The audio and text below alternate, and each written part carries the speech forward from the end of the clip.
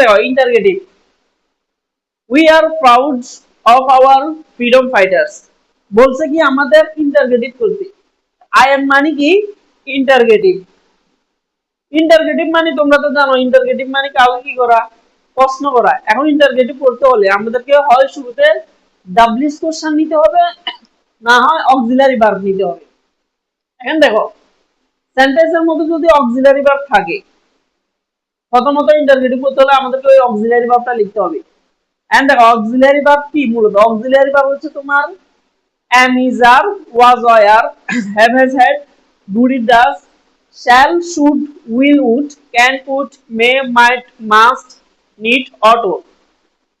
এগুলা আমার ইউটিউব চ্যানেলে অক্সিলারি ভার্ব সম্পর্কে একটা ক্লাস আছে, অবশ্যই তোমরা ক্লাসটি দেখবে।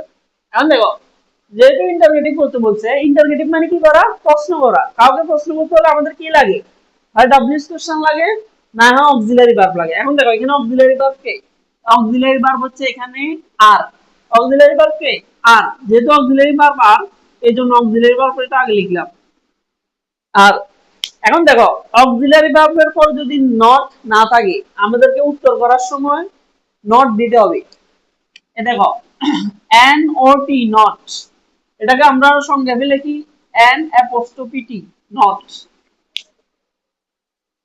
আর লিখলাম যেহেতু অক্সিলারি ভার্বের পরে এখানে নট নাই সেন্টেন্সের মধ্যে, যেহেতু সেন্টেন্স এটার মধ্যে নট নাই, এই জন্য আমাদেরকে অক্সিলারি ভার্বের পরে একটা নট দিতে হবে, N অ্যাপোস্ট্রোফি T not.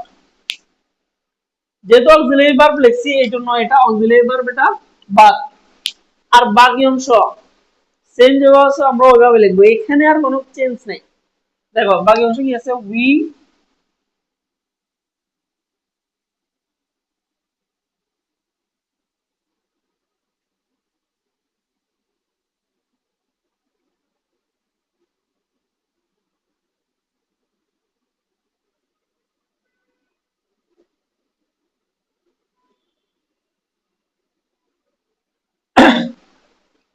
Are not we proud of our freedom fighter.